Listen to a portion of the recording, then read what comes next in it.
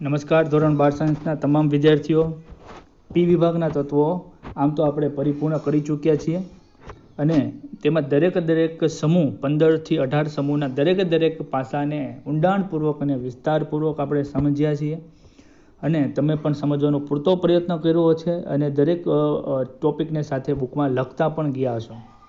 હવે જો કોઈ વસ્તુ આપણે શીખવાની કે સમજવાની બાકી રહેતી હોય તો એ પી વિભાગના તત્વો રિલેટેડ જેડબલઈ અને નીટ માટે ઉપયોગી કેટલાક અગત્યના સવાલો, અને એ સવાલો આપણે બહાર શોધવા જવું પડે તેવું છે નહીં. કારણ કે આપણા ટેક્સ્ટ બુકમાં જે લખાણ સંબંધિત પ્રશ્નો છે, ઇનટેક્સ ક્વેશ્ચન, એ લગભગ આપણે બધા પૂર્ણ કર્યા છે. કોયડાઓ પણ સાથે બધા સમજતા ગયા છીએ. અને એ સિવાય જો એક્સ્ટ્રા સવાલોની તૈયારી કરવી હોય તો આપણા સ્વાધ્યાયમાં આપેલા સવાલો અને એની સાથે હું કેટલાક એક્સ્ટ્રા એક્સરસાઇઝ પણ કરાવીશ કે જે સ્માર્ટ અને ટ્રિકી ક્વેશ્ચન હશે. કેટલાક સવાલો ડિટેલિંગમાં હોય તો તે તો તમે જાતે સમજી શકશો, એ તમે સવાલ જોવો તો ખ્યાલ આવશે. એટલે બાકીના સવાલો આટલું કરો એટલે પી વિભાગ પૂરતું આમ તો આપણું કામ ઘણું બધું થઈ જાય છે. બાકીના એમસીક્યુ સોલ્વ કરશો તો તમને પણ ઘણી બધી સમજ મળતી રહેવાની છે. તો આની માટે તમારે ટેક્સ્ટબુક તમારી પાસે રાખવાની છે, સ્વાધ્યાય ખુલ્લું રાખવાનું છે અને એના સવાલો જે આવતા જાય અને સવાલના નંબર આવે ટીક કરતા જવાના છે. આજે 1 થી 25 સુધીના સવાલો પૈકીના મહત્વના જે સવાલો છે એમાંથી આપણે આગળ વધ્યા છીએ અને તમારે ટીક કરતા જવાના છે, સમજતા જવાના છે અને લખતા પણ જવાના છે. સમજણ વધુ મહત્વની છે. એની માટે જે કોઈ સમૂહના જે કોઈ ટોપિકની વાત આવે એ સમૂહ તમારે ટેક્સ્ટ બુકમાં ખોલવાનું, ત્યાં સુધી વિડીયો પોઝ કરી દેવાનો અને એ ટોપિકને જોતો જવાનો. અહીંયા કદાચ એક સવાલ પૂર્ણ કરવા માટે 1 કે 2 મિનિટનો સમય લાગ્યો હોય, પણ તમારે 4 કે 5 મિનિટનો સમય લેવાનો થશે, કેમ કે તમારે એ ટોપિકને ફરીવાર ટેક્સ્ટ બુકમાંથી કે તમે લખેલા મટીરિયલમાંથી જોતા પડે, વાંચતા જોવાનો છે. એટલે પાકો થતો જવો જોઈએ. તો આ મેં કેવી રીતે તમારે સવાલો તૈયાર કરવા એની રૂપરેખા આપી દીધેલી છે. તો ચાલો આપણે જોઈએ પી વિભાગના તત્વોના જીએડબલઈ અને નીટ માટેના ઉપયોગી, ટ્રિકી અને સ્માર્ટ ક્વેશ્ચન્સ.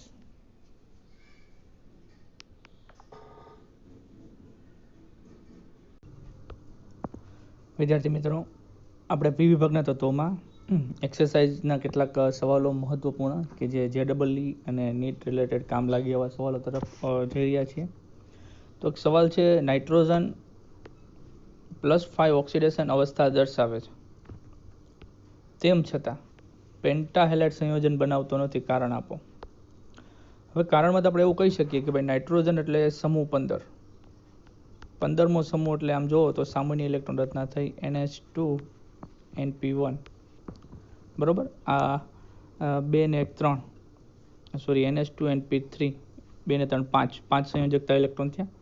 તો એની સમૂહ ઓક્સિડેશન અવસ્થા આ 3 અને 2 5, એટલે મેક્સિમમ 5 ઇલેક્ટ્રોન ગુમાવી શકે. પરંતુ જ્યારે આપણે નાઇટ્રોજનની વાત કરતા હોય ત્યારે એનો ક્વોન્ટમ આંક મુખ્યત્વે 2 છે. જેમ માનો કે ઇલેક્ટ્રોન રચના લખીએ, હિલિયમ એટલે 2 થી ગયા 2s2 2p3, એટલે ક્વોન્ટમ આંક 2 છે અને 2p પછી આવે 3s, એટલે કે ક્વોન્ટમ આંક બદલાઈ જાય. પાછળ 3d કક્ષક ખાલી નથી અને 2s કક્ષકમાં 2 અને 2p કક્ષકમાં 3. હવે 2s કક્ષકમાં 2 ઇલેક્ટ્રોન ભરાઈ ગયા એટલે એ તો યુગ્મિત થઈ ગઈ. 2p કક્ષકમાં 1 1 1. હવે જ્યારે સંકરણ થાય તો sp3 સંકરણ થવાનું, 1s ને 3p, અને એની સાથે અલગ 1 2 અને 3 બંધ બની શકે. અને ચોથો બંધ વિચારો તો સવર્ગ સહસંયોજક બંધ કે જે દાન કરે, તો મહત્તમ 4 બંધ બનાવી શકે, બરોબર. 5 બંધ બનાવીને પેન્ટાહેલાઇડ સંયોજન બનાવી શકતું નથી. આ કારણ છે. એટલે લખ્યું છે નાઇટ્રોજનમાં n એટલે કે ક્વોન્ટમ આંક 2 છે, એટલે માત્ર s અને p કક્ષકો જોઈએ છે, ડી કક્ષકનો અભાવ, ખાલી ડી કક્ષકનો. નાઇટ્રોજન તેની પાસેથી 4 સહસંયોજકતાથી વધુ વિસ્તારવા માટે ડી કક્ષકો પ્રાપ્ય નથી, એટલે પેન્ટાહેલાઇડ બનાવી શકતો નથી. પછીનો સવાલ છે કે pH3 એટલે કે ફોસ્ફીન NH3 કરતાં નીચું ઉત્કલન બિંદુ ધરાવે છે. શા માટે? એટલે કે ઉત્કલન બિંદુની બાબતમાં pH3 is less than NH3, ammonia કરતાં નીચું. તો બહુ સિમ્પલ વસ્તુ છે કે ભાઈ આપણે સમૂહ 15ના તત્વોની વાત કરતા હોય, નાઇટ્રોજન, નેપાલ, પાકિસ્તાન, ઓસ્ટ્રેલિયા, સબ ભિખારી, બિસ્મથ. તો ઉપરથી નીચે તરફ જાઓ એમ વિદ્યુત ઋણતાનો ઘટાડો થાય છે, જોતા ગયા. એટલે નાઇટ્રોજનની વિદ્યુત ઋણતા ફોસ્ફરસ કરતાં વધારે છે. એના કારણે શું થાય તો કે નાઇટ્રોજન જે એમોનિયા બનાવે NH3 એમાં એક NH3નો અણુ બીજા અણુ સાથે, બીજો અણુ ત્રીજા અણુ સાથે, ત્રીજો અણુ ચોથા અણુ સાથે હાઇડ્રોજન બંધથી જોડાયેલા હોય છે. અને હાઇડ્રોજન બંધના કારણે એમોનિયાના અણુને બીજા અણુ સાથેથી છૂટા પડવા ઘણા બધા હાઇડ્રોજન બંધ તોડી અને એને વાયુ સ્વરૂપમાં રૂપાંતર કરવા પડતા હોય છે, જેથી કરીને એમોનિયાના ઉત્કલન બિંદુ ઊંચા હોય. જ્યારે PA3માં ફોસ્ફરસ હાઇડ્રોજન બંધ ધરાવતો નથી, કેમ કે એની વિદ્યુત ઋણતા એટલી બધી નથી, એટલે અધ્રુવીયતા એટલી બધી નથી, જેથી કરીને એમાં એટલા બધા બંધ તોડવા પડતા નથી, જેથી PH3ના બે અણુને છૂટા પડવા ઓછી ઉર્જાની જરૂર પડે છે. આમ તો ફોસ્ફીન વાયુ જ છે, એમોનિયા છે એ પ્રવાહી છે. આ કારણોસર એમોનિયાના ઉત્કલન બિંદુ PH3 કરતાં વધારે હોય છે. આપણે સ્વાધ્યાયના કેટલાક સવાલો છે એ સામાન્ય તો શીખતી વખતે જોતા ગયા છીએ, જે ટ્રિકી ક્વેશ્ચન છે અને જે ડબલ નીટમાં પૂછાય એવી સંભાવનાવાળા સવાલો છે જોઈએ છીએ. બાકીના સવાલો તમે જાતે પણ કરી શકશો એવા સવાલો છે. દાખલા તરીકે એમ કે ભાઈ સમૂહ 15ના રાસાયણિક ગુણધર્મો, તો એ તમને ખબર જ હોય, ડિટેલિંગનો સવાલ હોય, એટલે એમાં બહુ સમજાવવાનું બાકી રહેતું નથી, એના ખાલી તમારે વિડીયો રિફર કરવાનો હોય. તો હવેનો સવાલ છે, નાઇટ્રોજનની પ્રતિક્રિયાત્મકતા શા માટે ફોસ્ફરસથી જુદી પડે છે? એટલે કયા કારણોથી નાઇટ્રોજન ફોસ્ફરસ કરતાં જુદો પડે છે? તો એના કારણોની ચર્ચા કરવાની છે. તો અહીંયા આપણે સમજતા જઈએ કે નાઇટ્રોજન એ રાસાયણિક રીતે ઓછો ક્રિયાશીલ છે. કારણ શું? કારણ કે N2 અણુની સ્થાયીતા વધારે હોય છે. કારણ કે N2 અણુમાં બે નાઇટ્રોજન પરમાણુ એકબીજા સાથે ત્રિબંધથી જોડાયેલા છે. નાઇટ્રોજન એકબીજા સાથે ટ્રિપલ બોન્ડથી જોડાયેલા હોય છે, જે તમે સૌ કોઈ જાણો છો. હવે આ ત્રિબંધની ક્ષમતા ખૂબ જ ઊંચી હોય છે, એટલે કે ખૂબ વધુ મજબૂતાઈ ધરાવતો હોય છે, જેથી આ ત્રિબંધને તોડવા મુશ્કેલી પેદા થાય. આ ત્રિબંધને તોડવા માટે બહુ ઝાઝી ઉર્જાની જરૂર પડતી હોય છે. વળી નાઇટ્રોજનનું કદ નાનું હોવાથી તેમાં બે નાઇટ્રોજનના P કક્ષક અને P કક્ષક વચ્ચે પાઇ બંધ રચાય છે. ફોસ્ફરસ આ ગુણધર્મ દર્શાવતો નથી. કયો ગુણધર્મ? ટ્રિપલ બોન્ડ બનાવવાનો. ફોસ્ફરસમાં તો સિંગલ બોન્ડ હોય. આ કારણોસર તમે વિચાર કરો તો ફોસ્ફરસ અને ફોસ્ફરસ સિંગલ બંધ તોડવો સહેલો પડે કે નાઇટ્રોજન ટ્રિપલ બોન્ડ તોડવો સહેલો પડે? તો નાઇટ્રોજનના બંધ તોડવા વધુ મુશ્કેલ છે. આથી કરીને નાઇટ્રોજન જુદો પડે છે. પ્રતિક્રિયાત્મકતાના સંદર્ભમાં આની પ્રતિક્રિયાત્મકતા ફોસ્ફરસ કરતાં ઓછી જોવાની, જ્યારે ફોસ્ફરસની વધુ હોવાની. વળી ફોસ્ફરસ તો આ રીતે સફેદ ફોસ્ફરસનું બંધારણ તમે જાણો છો, અતિ પ્રતિક્રિયાત્મક છે સફેદ ફોસ્ફરસ, બરાબર, ચતુષ્ફલકી, જેથી આ બંધ વળેલો છે તૂટી જઈ શકે છે. તો આ બધા કારણોને લીધે નાઇટ્રોજનની પ્રતિક્રિયાત્મકતા ઓછી વાતાવરણમાં રહેલો છે, ત્યારે ફોસ્ફરસની પ્રતિક્રિયાત્મકતા વધુ. ઔદ્યોગિક રીતે એમોનિયાનું ઉત્પાદન કેવી રીતે થાય છે? તો એ સવાલનો જવાબ શીખવાડવો પડે એવું છે નહીં, આમ તો જોઈ ગયેલા છીએ, પણ મહત્વનો છે એટલે આપણે રિફર કરીએ છીએ. હેબર પ્રક્રમથી મુખ્યત્વે એમોનિયાનું ઉત્પાદન થતું હોય છે. હવે હેબર પ્રક્રમમાં શું હોય તો પ્રક્રિયામાં, અહીંયા એરો કરવાનો થાય, પ્રક્રિયામાં N2 અને H2 વાયુને N2 કરતાં H2 3 ગણા હોય. તાપમાન આ જે છે ને એ ખાસ યાદ રાખવાનું. 773 કેલ્વિન તાપમાન અને 212 દબાણ FeO ઉદ્દીપકની હાજરીમાં ગરમ કરવામાં આવે ત્યારે NH3 2 મોલ બને. 3 મોલ લખ્યું છે ને ત્યાં, 2 મોલ ઓફ NH3, અહીંયા 2 મોલ હોય. અને આ પ્રક્રિયા ઉષ્માક્ષેપક છે. -46.1 કિલોજૂલ પ્રતિમોલ જેટલી ઉર્જા ઉત્પન્ન થાય છે. તો આ પ્રક્રિયા આમ તો મોસ્ટ આઈમ્પી છે, ખાસ યાદ રાખજો, બધી જગ્યાએ વારંવાર જરૂર પડશે. હાઇડ્રોજન આના ખૂણાનું મૂલ્ય hydrogen phosphorus hydrogen arsenic hydrogen antimony hydrogen ખૂણાના મૂલ્ય કરતાં વધુ હોય છે. શા માટે? આવું શા માટે થાય છે? વિચારો કે ભાઈ આપણી પાસે નાઇટ્રોજન એટલે આપણે એમોનિયાની વાત કરીએ તો એમોનિયામાં નાઇટ્રોજન એની સાથે hydrogen hydrogen hydrogen hydrogen ammonia, બરાબર. ચતુષ્ફલકી NH3 હોય ને, આપણે NH4+ બનાવ્યું. નાઇટ્રોજન આ રીતે પિરામિડલ આકાર બને છે.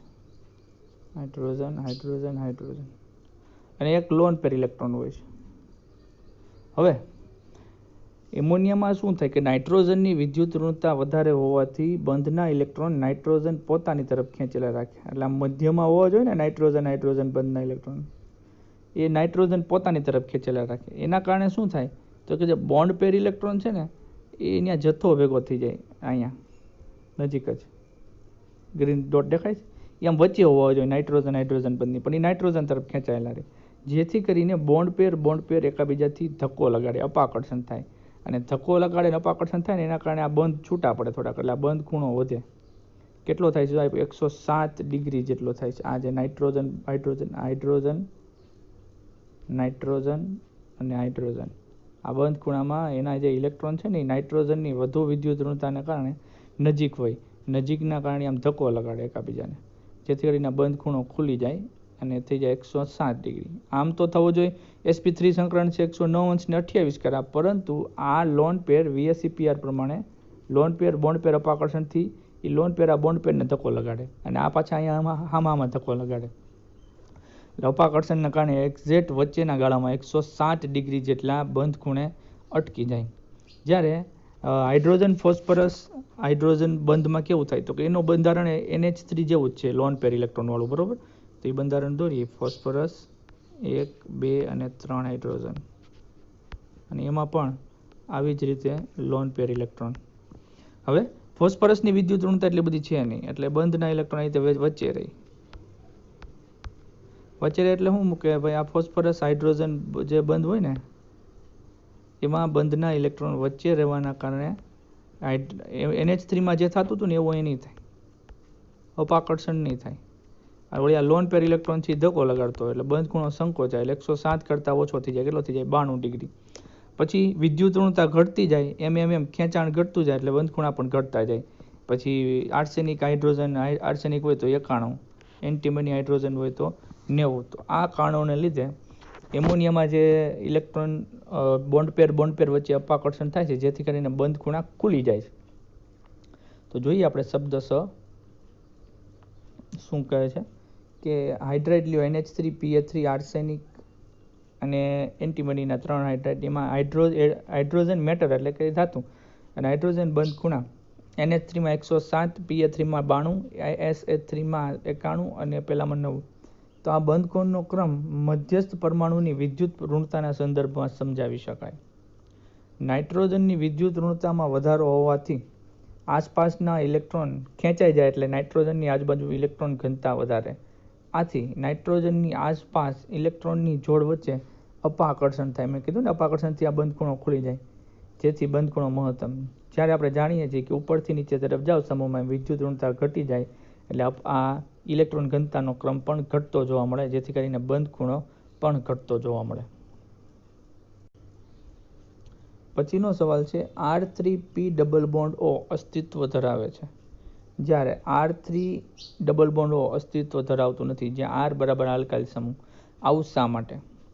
તો બહુ સિમ્પલ વસ્તુ છે કે જ્યારે નાઇટ્રોજનના સંદર્ભની વાત કરવામાં આવે તો R3 એટલે કે 3 આલ્કાઇલ સમૂહ જોડાયેલા છે. 1 2 3 આલ્કાઇલ સમૂહ, 1 R મિથાઇલ ઇથાઇલ પ્રોપાઇલ ગમે હોય ને, ડબલ બોન્ડથી O. ટોટલ તમે બંધ ગણો 1 2 3 4 ને 5, તો નાઇટ્રોજન 5 બંધ ધરાવતું નથી, એટલે 5 સંયોજકતા નથી ધરાવતું, કારણ કે એની ડી કક્ષકનો અભાવ. ડી કક્ષક ન હોવાથી આપણે અગાઉ જોઈ ગયા કે મહત્તમ 4 સંયોજકતા ધરાવી શકે. આ કારણે નાઇટ્રોજનના સંદર્ભમાં 5 બોન્ડવાળું સંયોજન R3N સંભવ નથી, જ્યારે ફોસ્ફરસ આર્સેનિક એન્ટીમની બિસ્મથ બધામાં ખાલી ડી કક્ષક છે, એટલે એ સંભવ બનશે. સમજાવો કે NH3 બેઝિક છે, જ્યારે BiH3 માત્ર નિર્બળ બેઝ છે. હવે સમૂહ 15ના તત્વોની આપણે વાત કરી રહ્યા છીએ. સમૂહ 15ના તત્વોમાં નાઇટ્રોજન થી BiH3 તરફ જાવ એટલે હાઇડ્રાઇડ છે, તો નાઇટ્રોજન કે જેની પાસે જે લોન પેર ઇલેક્ટ્રોન યુગ્મ છે ને, એ લોન પેર ઇલેક્ટ્રોન દાન કરવાની વૃત્તિ મહત્તમ હોય છે. માનો કે H+ હોય તો H+ ને ઇલેક્ટ્રોન યુગ્મ દાન કરવાની વૃત્તિ સરળતાથી દાન કરી શકે છે અને NH4+ આયન બનાવે છે. આપણે કહીએ છીએ ને Sv2 બેઝ કે જે દાન કરે. જ્યારે BiH3 ના સંદર્ભમાં શું થાય કે બિસ્મથ અને 3 હાઇડ્રાઇડ એના જે લોન પેર ઇલેક્ટ્રોન છે એ દાન કરવા કરતાં બિસ્મથ અને હાઇડ્રોજન બંધ લંબાઈ વધી જવાથી એ સમૂહના H+ મુક્ત કરવાની વૃત્તિ દર્શાવે. એટલે કે એની બેઝિકતા તો ઠીક છે, એની એસિડિકતા જોવા મળે છે. એટલે બિસ્મથના હાઇડ્રાઇડ આમ જોવા જાવ તો એસિડિક હોય છે, એટલે બેઝિક તો મંદ જ થયા ને. ત્યારે એની સાપેક્ષે એમોનિયાના હાઇડ્રાઇડ છે એ ઇલેક્ટ્રોન યુગ્મ દાન કરી અને લુઈસના નિયમ પ્રમાણે બેઝ બને છે. જ્યાં આ H+ મુક્ત કરેલા આર્હેનિયસના નિયમ પ્રમાણે H+ મુક્ત કરતા હોય છે. તો આ સામાન્ય આપણો જે સમજવાનો કોન્સેપ્ટ આપણે વાત કરી. હવે વાત કરી શબ્દશઃ તો નાઇટ્રોજનનું કદ નાનું, એના કારણે જે એના અબંધકારક ઇલેક્ટ્રોન યુગ્મ પડ્યું છે એ નાની કક્ષામાં એટલે કે જે 2p માં સમાયેલા છે, એટલે 2s કક્ષકના 2 ઇલેક્ટ્રોન છે અને એના કારણે એકમ દીઠ વીજભાર ઘનતા ઊંચી હોય છે. કેમ કે નાનું કદ છે એટલે ઇલેક્ટ્રોન નજીક હોય એટલે એની ઇલેક્ટ્રોનની ઘનતા ઊંચી હોય છે. જ્યારે સમૂહમાં ઉપરથી નીચે તરફ જાઓ એટલે nitrogen, phosphorus, arsenic, antimony, bismuth તરફ જાઓ એમ કદ વધતું જાય છે. એ સમજીએ છીએ. તેથી લાંબા વિસ્તાર સુધી કદ મોટું છે એટલે ઇલેક્ટ્રોન તો દૂર દૂર સુધી વહેંચાયેલા છે, જેથી ઇલેક્ટ્રોનની ઘનતા એટલે ગીચતા ગઠ્ઠો ઓછો હોય. આથી સમૂહ 15ના હાઇડ્રાઇડની ઇલેક્ટ્રોન દાન કરવાની ક્ષમતા ઉપરથી નીચે તરફ જતાં ઘટે. એટલે કે નાઇટ્રોજન જેમ ઇલેક્ટ્રોન દાન કરી અને બેઝિકતા દર્શાવે એવી રીતે બિસ્મથ તરફ જતા જાઓ એમ ઘટતું જાય છે. એટલે ઇલેક્ટ્રોન દાન કરવાની વૃત્તિ તો ઠીક છે, પણ એન્ટીમની અને બિસ્મથ જેના મોટા કદ છે એ H+ આપવાનું ચાલુ કરે, એટલે એનું એસિડિકતા પ્રદર્શિત કરવાનું ચાલુ કરે. એટલે BiH3 તો નિર્બળમાં નિર્બળ બેઝ બને. તો ફોસ્ફરસ એકાબીજા સાથે ટ્રિપલ બોન્ડ ન બનાવતા એકાબીજા સાથે સિંગલ બોન્ડ જ બનાવે.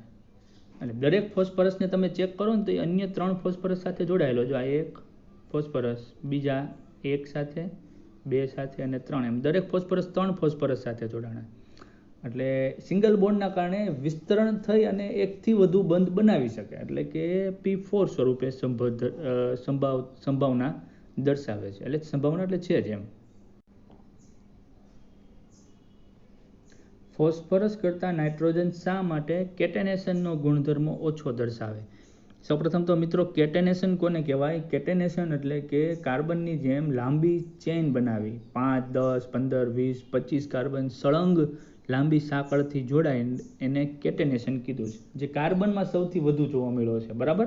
હવે ફોસ્ફરસ કરતાં નાઇટ્રોજનમાં કેટેનેશન ગુણધર્મ ઓછો, એનું કારણ શું?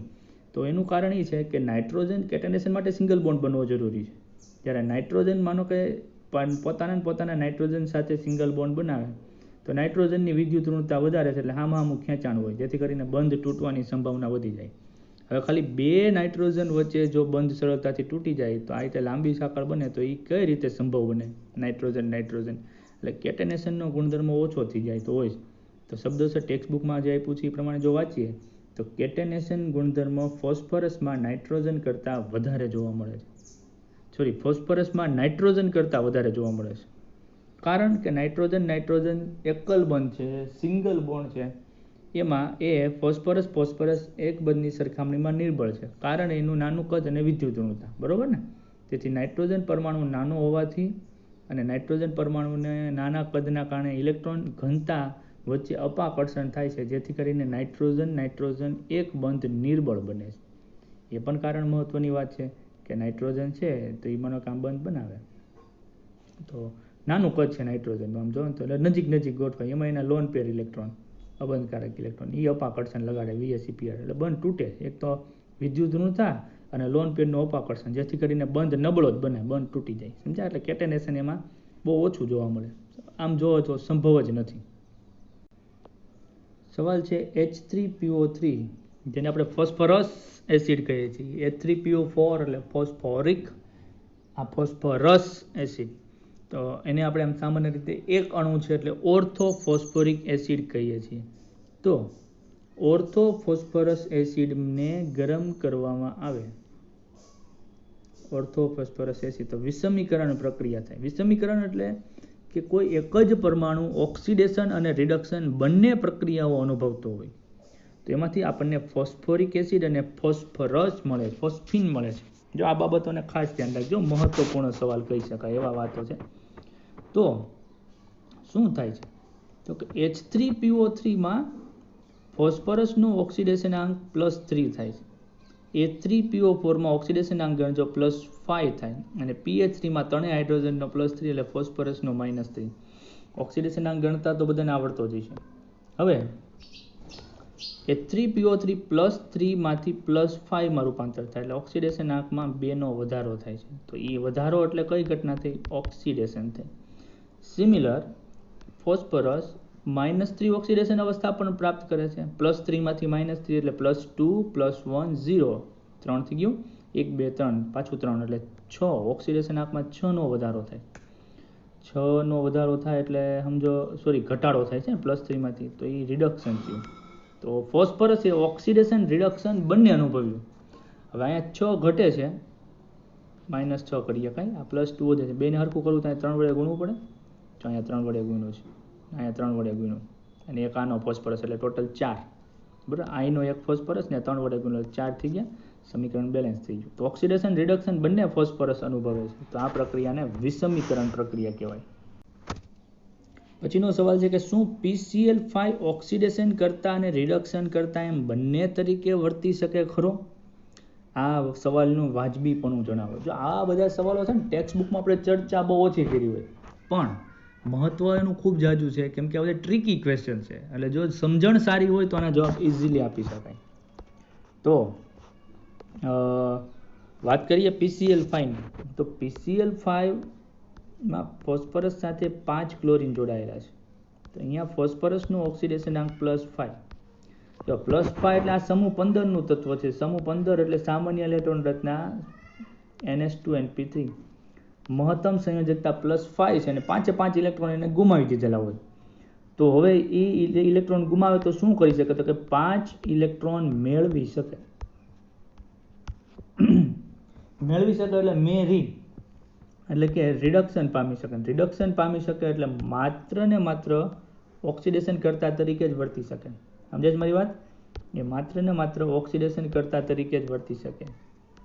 કારણ કે રિડક્શન કરતા તરીકે વર્તવો એનો અર્થ એવો કે ઇલેક્ટ્રોન ગુમાવવા પડે. ઇલેક્ટ્રોન ઓક્સિડેશન, અને ઓક્સિડેશન થતું હોય એને રિડક્શન કરતા કહેવાય. હવે એને 5 ઇલેક્ટ્રોન તો ગુમાવી દીધેલા છે. હમણાં PCl3 હોત ને તો વિચાર હતો. PCl3 છે એટલે ફોસ્ફરસની ઓક્સિડેશન અવસ્થા +3 છે. તો હજી એ 2 ઇલેક્ટ્રોન ગુમાવી અને +5 બનાવી શકે તો PCl3 ઓક્સિડેશન કરતા અને રિડક્શન કરતા તરીકે વર્તી શકે. અહીંયા સંભાવના માત્ર એક જ છે. કઈ સંભાવના છે? કે માત્ર ઇલેક્ટ્રોન મેળવી શકે. આથી 5 થી તો વધારે કઈ ઓક્સિડેશન અવસ્થા સમૂહ 15માં તો સંભવ નથી. તો 5 ઇલેક્ટ્રોન મેળવી રિડક્શન પામી શકે. રિડક્શન પામે એટલે આપણે એને કહીશું ઓક્સિડેશન કરતા. ડાયઓક્સિજન વાયુ છે પરંતુ સલ્ફર ઘન છે. આપણે એવા સમૂહ 16માં ઓસાજન સેન્ડલ તેરે પાવમે એટલે કે ઓક્સિજન, સલ્ફર, સેલેનિયમ, ટેલ્યુરિયમ અને પોલોનિયમ. હવે એમાં ઓક્સિજન અને સલ્ફરની સરખામણી તો ઓક્સિજનનું કદ નાનું છે, આપણે જાણીએ છીએ, જેવું નાઇટ્રોજનનું હતું. નાનું કદ હોવાથી નાઇટ્રોજનની જેમ જ p બંધ રચે છે અને નાઇટ્રોજન ટ્રિપલ બોન્ડ બનાવે કેમ કે એની સંયોજકતા 3 છે. સમૂહ 16ની સંયોજકતા 2 કેમ કે સંયોજકતા ઇલેક્ટ્રોન 6 2 ઇલેક્ટ્રોન મેળવે. O2 બનાવે. આ ઉપરાંત O2 ઓક્સિજનનું આંતર આણ્વીય જે બળ છે એટલે કે 2 ઓક્સિજન વચ્ચેના O2 વચ્ચેનું બળ એ નિર્બળ વાંડરવાસ આકર્ષણ બળ છે, જેથી કરીને ઓક્સિજનના 2 અણુ છૂટા હોય અને વાયુ સ્વરૂપ ધરાવતા હોય છે. એટલે કે O2 અને O2 વચ્ચે નિર્બળ આકર્ષણ છે એટલે છૂટા રહે, બંધ તૂટી જાય એટલે મોટા ભાગે એ શું હોય? વાયુ હોય. હવે આગળ ઓક્સિજનના બીજા બળો નિર્બળ વાંડરવાસ બળો છે, જેથી કરીને O2 વાયુ છે. બીજી બાજુ સલ્ફર છે એ દરેક સમૂહમાં જોવા મળશે કે હવે સલ્ફર પ્રથમ તત્વ સિવાયના પછીના તત્વોમાં ડી કક્ષકની હાજરી હોવાથી એ p d અથવા તો d બંધો રચે. p બંધ રચતા નથી, જેથી કરીને એમાં પ્રબળ સહસંયોજક બંધો નથી. આથી તરીકે એના જે બીજા સંયોજનો બનાવે, દાખલા તરીકે સલ્ફર ડાયોક્સાઇડ અથવા તો સલ્ફર વગેરે એ એકાબીજા સાથે મજબૂત બંધનથી જોડાયેલા હોય અને આ કારણોસર એ ઘન સ્વરૂપે જોવા મળે છે, જ્યારે ઓક્સિજન વાયુ સ્વરૂપે જોવા મળે છે. સવાલ છે O માંથી એટલે કે ઓક્સિજનમાંથી O માઇનસ એટલે કે 1 ઇલેક્ટ્રોન મેળવે અને ઓક્સિજનમાંથી O-2 એટલે કે 2 ઇલેક્ટ્રોન મેળવે, એની માટેના જે ઇલેક્ટ્રોન પ્રાપ્તિ એન્થાલ્પીના મૂલ્યો છે -141 અને 702. તો આ જાણ્યા બાદ તમે કેવી રીતે સમજાવશો કે કિલો જૂલ પ્રતિ મોલ એમ ન હોય, કિલો જૂલ પ્રતિ મોલ નહીં હોય, અહીંયા આવી છે O-2 સ્પીસીસ ધરાવતા ઓક્સાઇડ વધુ બને છે, નહીં કે O- એટલે O-2 એટલે ઓક્સાઇડ ને O- ખાલી O- એટલે પેરોક્સાઇડ. ઇન શોર્ટ એમ કહે છે કે ભાઈ ઓક્સાઇડ વધારે છે ને પેરોક્સાઇડ ઓછા છે, એનું કારણ શું? ઇલેક્ટ્રોન પ્રાપ્તિ એન્થાલ્પીના મૂલ્યો. તો ઇલેક્ટ્રોન પ્રાપ્તિ એન્થાલ્પીનું મૂલ્ય તો 1 ઇલેક્ટ્રોન મેળવવા માટેની જે ઉર્જા છે એ માઇનસમાં છે અને 2 ઇલેક્ટ્રોન મેળવવા માટે થોડુંક વધારે મૂલ્ય છે. તો કઈ રીતે કહી શકો કે ભાઈ O-2 એટલે કે ઓક્સાઇડ સંયોજનો O-1 અને પેરોક્સાઇડ કરતાં વધુ જોવા મળે છે? પછી આગળ સંકેત એટલે કે હિન્ટ આપતા એવું કીધું છે કે સંયોજનોના નિર્માણમાં લેટિસ ઉર્જા અવયવને ધ્યાનમાં લ્યો. તો લેટિસ ઉર્જા અવયવને ધ્યાનમાં લેવું હોય. લેટિસ ઉર્જા એટલે કે જ્યારે માનો કે તમે NaCl ના સ્ફટિકને યાદ કરો, તમે જાણો છો એટલે કેમ Na પછી Cl પછી Na પછી Cl, ઘન અવસ્થામાં આપણે લેટિસ જોઈ ગયા, કેમ સ્ફટિક લેટિસ મજબૂત હોય ને તો સ્ફટિક એ મજબૂત હોય. તો લેટિસ ઉર્જા સંબંધિત જ ધ્યાનમાં રાખવાનું હોય. તો એના શબ્દશઃ આપણે વાતોને સમજીએ એટલે સરળ પડે કે ભાઈ કોઈ પણ આયોનિક સંયોજનની સ્થાયીતા તેની લેટિસ એન્થાલ્પી અથવા તો લેટાઇસ એન્થાલ્પી ઉપર હોય છે. જે સંયોજનની લેટાઇસ એન્થાલ્પીનું જેટલું મૂલ્ય વધારે હોય તે વધુ સ્થાયી હોય છે. હવે લેટાઇસ એન્થાલ્પીનું મૂલ્ય આયનના વીજભારના સમપ્રમાણમાં હોય છે. હવે O-2 વીજભાર વધારે તો એની લેટિસ એન્થાલ્પી વધારે. એ સિમ્પલ વસ્તુ છે ને, Na+ ને Cl- મજબૂત બંધથી જોડાય કે Mg+2 અને S-2, તો કે +2 ને -2 જ મજબૂત બંધથી જોડાય ને, +1 ને -1 કરતા. તો જેમ વીજભાર વધારે એમ લેટિસ એન્થાલ્પી વધારે. જ્યારે ધાતુ આયન ઓક્સિજન સાથે જોડાય એટલે કે મેટલ અને ઓક્સિજન જોડાય ત્યારે લેટાઇસ એન્થાલ્પીમાં O-2 આયન જ્યારે સંકળાયેલો હોય ત્યારે એની લેટાઇસ એન્થાલ્પી O- કરતાં વધારે હોય છે. ઇન શોર્ટ આપણે વાત કરીએ તો માનો કે મેટલ ને ઓક્સિજન જોડાય તો MO બન્યો, તો અહીંયા ઓક્સિડેશન આંક -2, બરાબર, અને મેટલ ને ઓક્સિજન જોડાય MO2, તો અહીં માનો કે -1 છે અને આનો +2 છે, તો અહીંયા લેટાઇસ એન્થાલ્પી વધારે હોય છે. +2 -2 વચ્ચે, +2 ને -1 વચ્ચે લેટાઇસ એન્થાલ્પી ઓછી હોય છે. સમજો છો આ વાતને? એટલે O-2 આયનની લેટાઇસ એન્થાલ્પી O-1 કરતાં ઘણી વધારે હોય છે. આમ ઓક્સાઇડ કે જેની પાસે O-2 આયન સંકળાયેલો છે એ O- કરતાં વધારે સ્થાયી હોય છે. આથી કહી શકાય કે O- એટલે કે પેરોક્સાઇડ આયન કરતાં O-2 એટલે કે ઓક્સાઇડ આયન સહેલાઈથી બને છે. સલ્ફર ડાયોક્સાઇડ કેવી રીતે હવાનો પ્રદૂષક છે? તો આ તો શાબ્દિક પ્રક્રિયાઓ છે કે ભાઈ વાયુ SO2 વાયુ પર્યાવરણને ઘણી રીતે નુકસાન પહોંચાડી શકે છે. સૌથી પ્રથમ કારણ કીધું કે SO2 વાયુ પાણી સાથે સંયોજાય એટલે સલ્ફ્યુરસ અથવા તો સલ્ફ્યુરિક એસિડ બનાવે અને એ એસિડ વર્ષાનું કારણ બનતું હોય છે. કઈ રીતે? તો કે માનો કે આ સલ્ફર ડાયોક્સાઇડ વાયુ છે એ પાણી સાથે સંયોજાણો એટલે પ્રારંભિક રીતે H2, એક સલ્ફર અને ઓક્સિજન 2 ને 1 3, તો આ સલ્ફ્યુરસ એસિડ બનાવ્યું.